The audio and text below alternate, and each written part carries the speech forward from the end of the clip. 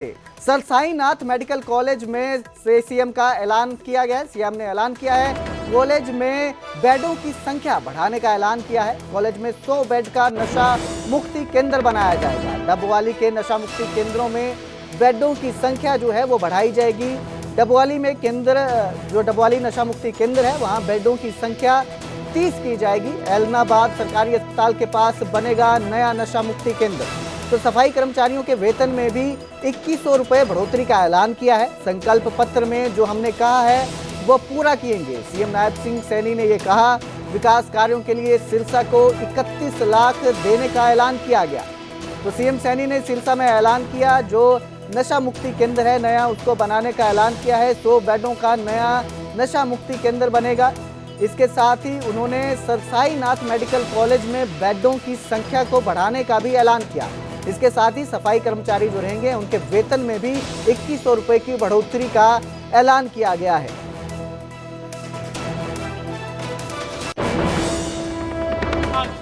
Medical college यहाँ पर बन रहा है। इस मेडिकल कॉलेज में नशा मुक्ति केंद्र के 100 बेड उसमें अलग से बनाए जाएंगे, इसकी भी मैं घोषणा करता हूँ।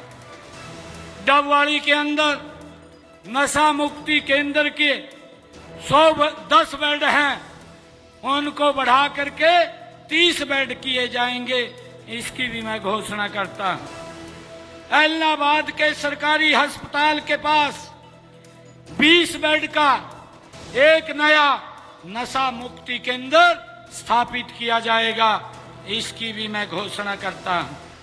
और जैसा मैंने कहा है कि हमारे जो सफाई कर्मचारी हैं, सफाई कर्मचारियों का वेतन मैं अभी आज इसकी घोषणा करता हूं, 2100 रुपया और बढ़ाने की मैं घोषणा करता हूं।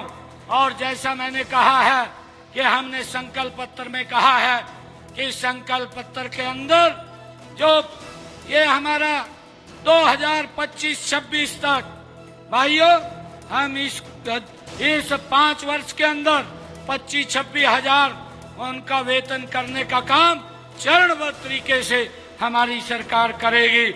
और उसके अंदर आज मैं 2100 रुपया उसकी और बढ़ाने की मैं घोषणा करता हूं। भाइयों, मैं आज एक बार फिर और मैं आज जब संत कबीरदास जी महाराज के इस जयंती अवसर के ऊपर आया हूं, तो मैं 31 लाख रुपया मैं यहाँ पर समाज को देकर के जाता हूँ। तो सिरसा में कबीरदास जयंती कार्यक्रम में सीएम पहुंचे थे। संत कबीरदास की जयंती पर सीएम ने कहा कि संत कबीर ने बुराइयों और अंधविश्वास पर चोट की। कबीर अपने समय के सबसे बड़े समाज सुधारक थे। संत कबीर सर्वधर्म सद्भाव के वाहक रहे। सीएम ने ये बात कही है। संत कबीर का जीवन सत्य की खोज में बीता। संत कबीर के जीवन में कोई दिखावा नहीं था। अनाज मंडी में राज्य स्तरीय कार्यक्रम का आयोजन किया गया था, जहां पर सीएम पहुंचे थे, जहां पर सीएम ने संत कबीर को लेकर ये बातें कही हैं और कहा कि कई जो संत कबीर थे उन्होंने कभी जीवन में दिखावा नहीं किया। इस आयोजन में कई मंत्री और पूर्व मंत्री भी शामिल हुए थे। तो कबीरदास की जयंती कार्यक्रम समारोह पर सीएम पहुंचे थे, जहां पर उन्होंने कहा कि संत कबीर सर्वधर्म समभाव के वाहक थे और उन्होंने जीवन में कभी दिखावा नहीं किया।